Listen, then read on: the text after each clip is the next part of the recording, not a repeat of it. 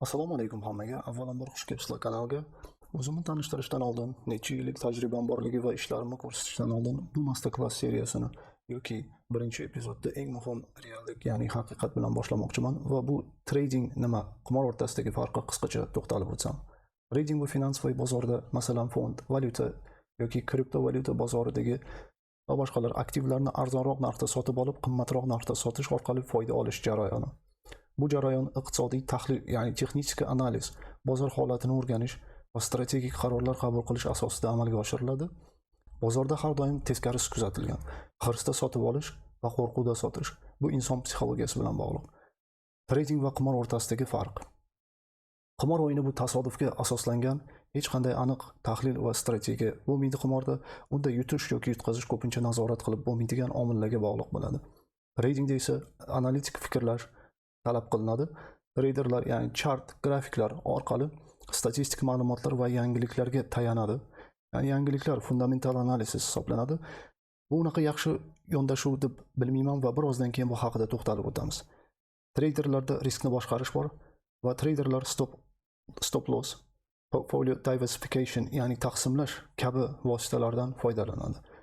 O'rganish va tajriba asosida vaqt o'tishi bilan trader o'z strategiyasini yoki sistemasini takomillashtiradi.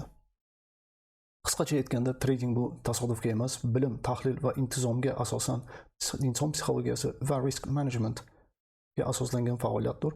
Aynan shu jihat uni qimordan ajratib turadi. Aksariyat insonlar bu oddiy faktorni yaxshi tushunmasligi uchun bu sohada 70 va 95% insonlar pul yo'qotadi va 3-12 oy ichida bu qimor ekan degan xulosaga kelib bozorni tark etadi. Shu sababli bir kechada yoki bir yil ichida millioner bo'laman degan fikr bilan yo'lga chiqmasangiz va sabr bilan o'rganilsa, bu ishda kelajak bor va qo'limdan kelgancha shu master klass orqali sizlarga yordam beraman. O'zim haqimda ozgina ma'lumot beradigan bo'lsam, 2019 va 2020-yillardan beri Twitterda va YouTube'da angliy auditoriyada The Magnate, ya'ni magnat nikoh ostida faoliyat olib boraman. Yuridik va biznes sohalarida o'qiganman. Bu sohaga 2010-yildan beri ishlayman. Boshida 2 yil qiyinchilik bo'lgan va u paytda YouTube'da bunaqangi ko'p informatsiyalar bo'lmagan va hammalar bilgan o'sha exponential moving averages, ya'ni EMA, simple moving averages, SMA, Bollinger Bands, trend liniyalar, volume va momentum indikatorlari, MACD, RSI, OBV, stochastic RSI, DMI va boshqalar bilan ishlashni boshlaganman toki 2012-yilgacha. Va o'shandan keyin tradingga bo'lgan qarashim umuman o'zgargan. Faqat bitta mentor, ya'ni ustoz sababli. O'sha kundan beri bir sistemada ishlayman va 13 yildan oshiqroq professional darajada ham trader, ham investorman. MTF da ishlayman, ya'ni multiple time frame analysis deyiladi. Va bu haqida oldimizdagi darslarda batafsil ma'lumot beraman. Va boshqa, ya'ni aksariyat traderlardan ajralib turadigan farqim vaqt analizi, ya'ni time analysis, time factor analizida ishlayman. Ishim bilan ozgina tanishtiradigan bo'lsam, mana shu pin qilingan tweet. Ya'ni aytib o'tsam, faqat Twitterda borman va YouTube'da, angliy auditoriyada, boshqa mana social mediada akkauntlarim yo'q. Oktyabr analiziga qaraydigan bo'lsak, success rate, ya'ni точностьsi 90-95% vaqt analizi bu. Ham price analiz berganman, ham o'sha narx harakatini berganman. Har bir tushish o'z vaqtida sotib olinib, mana bu yerda ko'riladi. Bir oxirini o'qib beraman, balkim o'zingizlar inglizini bilganlar tarjima qilib olinadi. Bu oktyabr vaqt analizi bu yerdan boshlangan, o'sha oktyabr har kuniga va undan oldin sentyabr, oktyabr, avgustda berib borilgan. Har bir o'sha kunlik tushish va ko'tarilish yoki bo'lmasam konsolidatsiyaga ketgan vaqtlarini kunma-kun berib borilgan. Shunda mana shu yerda aytilgan it doesn't mean we go down, ya'ni odamlar o'sha qo'rqqan paytda 10-15 atrofida, mana bu yoqda ko'ryapsizlar. 1-oktyabrdan boshlangan bu time, ya'ni bu paytda dip, ya'ni buy the dip deyilgan, mana shu yerda spot dips between, ya'ni buying spot dips between 10-15-oktyabr, ya'ni 10-15 oralig'ida o'sha tushgan narxi, ya'ni bozor tushgani sotib olinishi aytilgan. Va oktyabr o'rtasidan keyin market pozitivligi haqida aytilgan. Va o'shandan keyin ko'ryapsizlar, mana 10 va 15 atrofida bu eng oxirgi tushish bo'lgan va undan keyin market yuqoriga qarab ketgan. Buni o'sha Twitterda berib borilgan bu mana shu backuplari, ya'ni nima deymiz, o'sha oldindan berilgan ba'zi bir kunlari, chunki bularni ko'pchiligi через WhatsApp orqali bular hamma detalnicha private klientlarga berilgan va YouTube'da bu narsa haqida doskонально aytib o'tilgan. Va undan keyin aniq top, ya'ni eng yuqori qismi iyul uchun 29-iyulda berilgan va o'sha kun eng yuqori bo'lgan va undan keyin market yaxshigina quladi. Bu nafaqat bu Bitcoin yoki S&P 500 talik, balkim bu narsa hozir biroz to'xtalib o'tamiz. 29-iyulda eng yuqorisidan berilgan kunlik grafikda, daily time frame'da avgust yaxshi ko'rinmayotganligi haqida va damp bo'lish haqida mana bitta ko'rayotgan bo'lsanglar ma'lumot berilgan. Va undan keyin 2-avgustda bu hali boshlanishi, ya'ni xabar bermadi deb aytmaylar degan bir mesaj qoldirganman va undan keyin avgust biroz qiyin kechadi deyilgan anaqa berilgan va undan keyin eng oxirida 4-avgust eng oxirgi dampdan oldin shu sokin qolish haqida aytilgan. Ya'ni endi buni ko'ryapsizlar, Bitcoin o'sha 65 mingdan balondan toki 47.700 o'sha 48 minggacha kelgan. Bu paytda nima bo'ldi deydigan bo'lsangiz, o'shanda 5-avgustda Yaponiyani marketi bilan hamma bog'ladi. Yaponiyani marketi ochilishi bilan market qulashni boshladi. Bu biroz hali aytganim makroga birozdan keyin to'xtalib o'tamiz. Ya'ni bu narsa Yaponiyani marketi bilan bog'liq emas. Ko'rgan bo'lsanglar S&P 500 ham, ya'ni 500 talik ham quladi. Nasdaq, E-mini futures va kripto market. Hammasi ya'ni vaqt analizi bo'yicha qilingan narsa. Va undan oldin o'sha sentyabrda o'sha avgustdagi qulagan vaziyatda V shaklidagi, ya'ni V-shape recovery deydi. V shaklidagi market o'zini tiklab olish kutilgan. Buni ham o'qisanglar, mana bu ham vaqti bilan mana time stamplari bor. Mana Twitterimda bu hammasi bor. Ko'rsatib o'tilgan. Bu narsani price actionda o'sha narx harakatida YouTube kanalimda bo'lib berganman. Va yana bitta narsaga e'tiboringlarni qaratsam, timestamp ko'ryapsizlar, 1-yanvar 2023 pastda. Va 2023-yil bull market haqida makro analizda, ya'ni o'tkazib yubormanglar, ya'ni qochirib yubormanglar bu narsani degan ma'noda, o'sha u paytda narx o'sha 16 ming 17 ming atrofida bo'lgan va yuqoriga ketish aytilgan. Va o'shandan keyin mana bu oylar oldin berilgan bu eng oxirgi stop bo'ladi, ya'ni nuqtamiz bo'ladi, sotib olish 17 mingdan pastdan va 11 minggacha bu akkumulyatsiya zonasi hisoblanadi va bu yerda o'sha eng katta multiple time frame support va point of control va value area lo'lar turibdi. Bu yerdan keyin o'sha qolgan istoriya. Mana ko'ryapsizlar, market yaqinda chiqish signali berildi. Bu haqida keyingi darslarimizda to'xtalib o'tamiz. Bu makro analiz ya'ni. Va YouTube kanalimda va ozgina buni istoriyani sal yana pastga tushsanglar, bu yillik ancha yillardan beri bu narsani qilib kelyapman. Bu yerdan qanaqa chiqish, ya'ni 64 mingdan chiqib 52 minggacha chiqilgan bozordan va undan keyin eng oxirgi chiqishlar xalqqa 48 ming atrofida berilgan va bu yoqda hammasi o'sha istoriyada bor. Ozgina pastga tushsanglar, har bitta target berilgan va mana bu yoqda o'sha akkumulyatsiyani sotib olish, bu ham bozor boshlanishi haqida aytib o'tilgan. G'arb treyderlari orasida price action is the king, ya'ni narx harakati, narx qiroldir deyiladi. Lekin bu unaqa emas, chunki the time is the king, ya'ni vaqt bu qirol hisoblanadi. Chunki vaqt kelmasdan hech narsa sodir bo'lmaydi va o'zgarmaydi. Makro haqida ozgina ma'lumot beradigan bo'lsam, bakalavr va birinchi magistraturamni Angliyadagi top 2 taliga kirgan universitetda qilganman va ikkinchi magistraturamni Shotlandiyada top 10 taliga kirgan universitetda qilganman. Yuridik, biznes va finans sohalarida aytib o'tdim. Va o'sha paytda biznes va finans professorlaridan ko'rganim bo'yicha birortasi o'zi biznes qurib bankrot bo'lmagan, ya'ni real tajribaga ega emas yoki finans professorlari makroda analiz qilib, misol uchun Fedni o'sha datalariga qarab, real bozorda $1 ham invest qilishmagan. Vaholanki shu narsalar bo'yicha bilim berishadi. Ya'ni bu bilan nima demoqchiman? Hozir bu tajribamdan kelib chiqib, Feddan keladigan datalar, ya'ni FOMCdan chiqadigan CPI, NFP, ya'ni non-farm payrolls, unemployment rates, ya'ni ishsizlik darajalari, retail sales va hokazolar. Shu trader yoki investor bo'lish xohlasangiz, bu narsalarni chartdan, ya'ni grafikdan biroz ajratishingizni, ya'ni aralashtirmasliklaringni tavsiya beraman. Sababi chunki yuqorida Yapon bozori o'sha Nikkei'da va BTC'da, S&P 500 taligida o'sha 5-avgustda ko'rilgan narx harakati va undan oldin berilgan signal 29-da bu bir misol bo'la oladi. Chunki bu narsalarni kelajakda dars, ya'ni kelayotgan darslarimizda real misollar bilan S&P 500 va tillada bafurja ko'rsatib beraman qilingan analizlar bo'yicha. Yani bugungi kungacha davom etyapti u analizda. O'shaning uchun bu ya'ni Feddan chiqadigan qarorlar, demoqchi bo'lganim, o'ngni ko'rsatib chapdan uriladi, chapni ko'rsatib o'ngdan uriladi. Chunki bu retailni ozgina chalg'itish, ancha-muncha chalg'itish usullari hisoblanadi. Va 2020-2021 yillarda CT, ya'ni Crypto Twitter, Twitter nomi o'zgardi, X ga o'zgardi, lekin hali ham o'sha CT nomi bilan qolgan Crypto Twitter. Hamma FOMC spetsialisti bo'lgan. FOMCdan nima qiladi va qanaqa nima bo'ladi?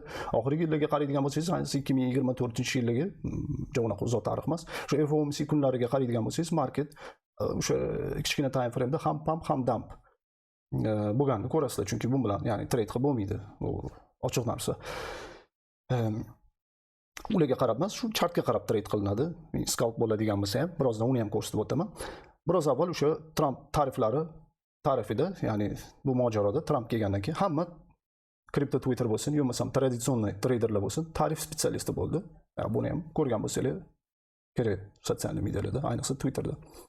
Ya'ni Amerika bozori stock market datasi bor. Menda 1820-yillardan keyinga borib taqaladi. Hozirgacha o'qiyman va o'rganaman. Har bir bo'lgan bull va bear marketni, ya'ni ayiq va buqa bozorini, u paytda misol uchun Fed bo'lmagan. FOMC mitinglari bozorga ta'sir qiladigan o'ylab ham bo'lmagan. Demakki, buqa va ayiq bozori inson psixologiyasi, ya'ni mass psychologyga bog'liq. Yana bitta misol, yapon candlesticklari, ya'ni svechalari, hozir ishlatayotgan yaponskiy shamdonlarimiz, buni tarixi o'sha 18-asrga borib taqaladi. Erta ham o'sha guruch narxini hisoblayman deb inson psixologiyasidan kelib chiqib, shu shamdonlar kelgan tarix shunaqa bo'ladi. Demakki, market cyclelardan iborat. Ya'ni 10 yillik, 20 yillik, 30 yillik, 60 yillik va 100 yillik va hokazo. Bu katta, ya'ni cyclelar, big cycles hisoblanadi. Yillik va kichkina cyclelardan iborat.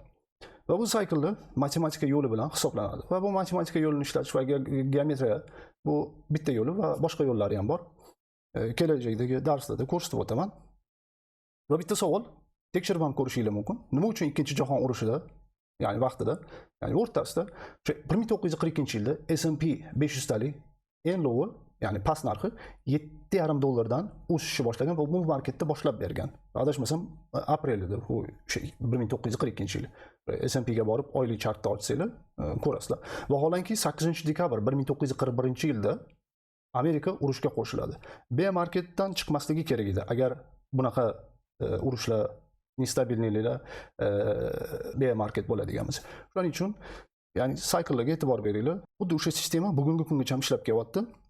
Lekin o'zingiz uchun bilib qo'yishingiz kerak bo'lgan ma'lumotni bilaman, Fed masalalarini va Googledan yarim soat, 1 soat ichida hammasini yuqorida sanab o'tgan va boshqa datalarni o'zingiz uchun bilib olsangiz bo'ladi. Unaqa ko'p vaqt ketmaydi bu narsalarni tushunish uchun. Ana endi yaqindagi mayda berilgan ishlarimizga o'tamiz. Vanry bu 11-mayda berilgan.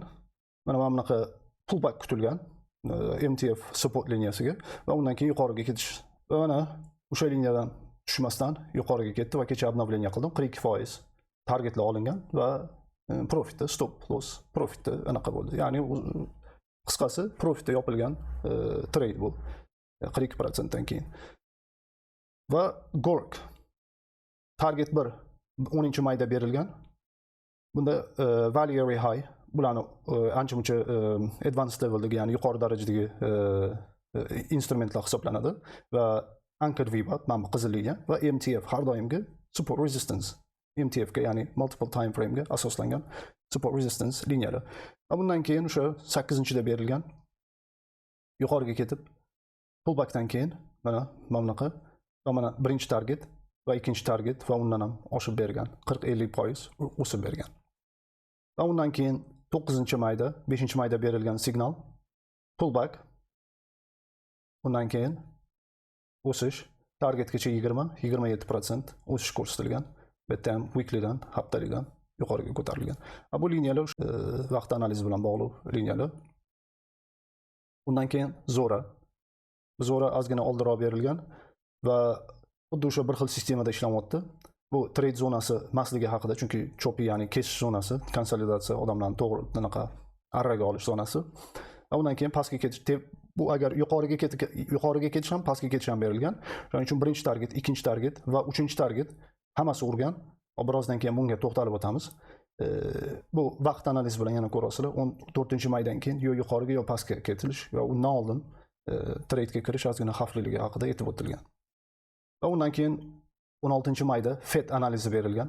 Bu yerda Fibonacci ishlatilgan. Ko'rib o'tgan bo'lsangiz, o'sha MTF liniyasi, support resistance va anchored VWAP va undan keyin fixed range ishlatilgan. Pullback undan keyin o'sha $1 ga qarab ketish ikkita target berilgan. Va mana yakuniy chart bu yoqqa kelingan. O'sha Fibonaccidan o'sha bu yoqqa kirib ham target 1 ham target 2 ni urib bergan. FEDga qaraydigan bo'lsak, mana o'sha chart o'sha 69-70 zonasiga kelib va birinchi, ikkinchi targetni urib o'sha bugungi kunda mana bu narxga berilgan targetdan, eng oxirgi targetdan pastga dump bo'lgan. Zo'riga qaraydigan bo'lsak, bu ham xuddi shu trade zona bo'lmagan va birinchi target point of control va ikkinchi target lokalniy support resistance, ya'ni support betdi va uchinchi target именно shu ozgina mana bu lowdan, chunki ko'pchilik likvidatsiyani, ya'ni liquidationni olishga harakat qiladi. Yani bu sabablari bor. Liquidationni olmasligi, chunki betda va undan keyin o'zingizlar ko'ryapsizlar, pump va dump bugungi, ya'ni 31-maydagi narx holati, hozir narx betda. Ko'ryapsizlar, o'sha eng oxirgi targetdan kelib va pump boshlanadi. Shuning uchun bu narsalarni kelgusi darslarimizda hammasida tushuntirib o'taman. Qachon likvidatsiya olinadi, qachon likvidatsiya olinmaydi. Va agar Twitterda foydalanuvchilar bo'lsa, bemalol tekshirib olishi mumkin. Bu faqatgina o'xshagan chartlarni misol keltirmayman. Bu hammasi shu oyda berilgan, ya'ni publishni berilgan, oldindan berib o'tilgan chartlar, analizlar. Va endi scalpingga keladigan bo'lsak, bu yerda bir master class tariqasida nima uchun bu chartga kirilgan betdan va nima uchun bu yoqda lokalniy supportda, ya'ni lower time frame'da 2% qo'zg'alish bo'lgan va o'sha yerdan trade profit olingan. Chunki bu yerda hammasini keltirib berilgan, doskonaline bo'lib berilgan. Agar grokdan so'raydigan bo'lsanglar, mana grokdan o'zi tushuntirib beradi. Menimcha o'zbekchasi ham bor. Bemalol tarjima qilib, bu yerda o'sha nima uchun bu trade'lar olingan, kirish, chiqish, stop losslar hammasi tushuntirib berilgan. Bu original tweet, agar istoriyasi bilan qiziqadiganlar bo'lsa, mana bu yerdan o'sha repost qilingan bu 2% ga yaxshigina 3,5 ardan balandroq foyda olingan. Bu darsimizni cho'zmaslik maqsadida, agar kim ya'ni advanced, ya'ni yuqori darajadagi narsalar, bu indikatorlar yo'da bo'lmasa sistemalar bilan tanishaman deydigan bo'lsa, ancha-muncha education, ya'ni shu master class tariqasidagi kichkina mana bunaqa narsalarni berib boraman, pitchfork va qanaqa qilib ishlatish va hokazolarni. Agar qiziqqanlar bo'lsa, bemalol ko'rib olish mumkin. Lekin ko'rdinglar, shu makroda ishlayman. Medium time frame swing analistda, swing trader va ora-orada shu publishni scalplarni berib boraman. Va men bu trade'da kecha aytganimdek, xuddi haligi master classda scalpingda tushuntirgan 109 mingdan chiqish aytilgan, shu o'rgatganim bo'yicha. Hali sign of strength ko'rinmagani uchun, ya'ni bulla tarafidan kuchli qo'zg'alish ko'rilmagani uchun, 105,5 mingdan ham reaksiya ola olmagani uchun next lokalniy support 103 ming, 102 ming deb berilgan. Bu 30-mayda berilgan analiz hisoblanadi. Ko'rib turibsizlar, hozir bu yoqdan ozgina qo'zg'alish bor. Lekin buni ham obnovleniya qildim bugun 3 soat oldin. Qiziqqanlar bo'lsa o'qib olishi mumkin. Chunki bu yerda juda ham kerak informatsiya berilgan. Shu 2021da hali ko'rsatganimda qanaqa chiqish bo'lgan bo'lsa, 64-52 ming atrofida, bu yerda ham xuddi shunaqa narsa kuzatilishi mumkin. Ya'ni bu o'qish maqsadida va time analysis ham qilingan. Eski tweetlarimda, ya'ni haftalar, oylar oldin berib o'tilgan. Shu qiziqqanlar bo'lsa, istoriyani qarab tekshirib olishi mumkin. Bu kanalni ochish sababiga keladigan bo'lsak, avvalambor o'zbek treyderlarning bilimini oshirish va ozgina bo'lsa ham yordam berish, 15 yillik tajribamdan kelib chiqqan holatda. Va bu masalada katta turtki bo'lgan 3 ta private klientlarim bo'ldi, ya'ni ilm olgan chetdagi o'zbeklar. YouTube va Twitter orqali kelishgandi. Va oxirgi 6-8 oy ichida 3 ta o'quvchi ham bitta narsani so'radi, ozgina o'zbek treyderlarga yordam masalasini aytishdi. Ular olgan o'sha kurslar ko'p deyishdi hozir O'zbekistonda. 300 dan 5 ming dollardan oshiqqacha ham kurs bor. Va o'sha olgandan keyin ishlarini ko'rdim. Biroz savol-javob qilganda, ya'ni analiz qilib berishini so'radim. Oddiy indikatorlarni to'g'ri ishlatish u yoqda tursin, trend liniyani qanaqa chizishni bilmaydi. Misol uchun odamlar bu arzimagan tekin ilmga pul to'lash o'zi uvol deb o'ylayman. Chunki bizda o'zbek tilida trading masalasi bo'yicha ilm yetarli emas deb bilaman. Ya'ni men bu yerda hech kimni kursini ko'rmadim yoki birovni yomonlashmas. Hammani o'zini hayoti, ishi. Faqat o'qigan bolalarni test qilgan natijalarimdan kelib chiqib aytyapman. Bu kanalda ko'proq kriptoda analiz qilinadi, chunki ya'ni volatility, ya'ni narx o'zgaruvchanligi bozorda, kripto bozorida juda ham tez. Shu sababli ko'pchilik traditsion bozor treyderlar, ya'ni FX bo'lsin, Forex yo'da bo'lmasa S&P 500 va boshqalar, oltinchilar ozgina kriptodan uzoqroq turishadi. Bu master class darslarni, o'rgangan darslaringlarni kriptoda, traditsion bozorda, S&P 500 talikda, E-mini futuresda, gold, silverda, ya'ni kumush, oltinda, forexda, oil, ya'ni neftda va boshqa bozorlarda ishlatishingiz mumkin bo'ladi. Keyingi darsimizda bafurja qolgan joyimizdan davom ettiramiz va master class kontentlari bilan tanishtirib, birinchi darsimizni boshlaymiz. Agar tayyor bo'lsanglar, hamma keyingi darsda qalam va daftar esdan chiqmasin. E'tiboringiz uchun rahmat va keyingi epizodda ko'rishguncha salomat bo'linglar.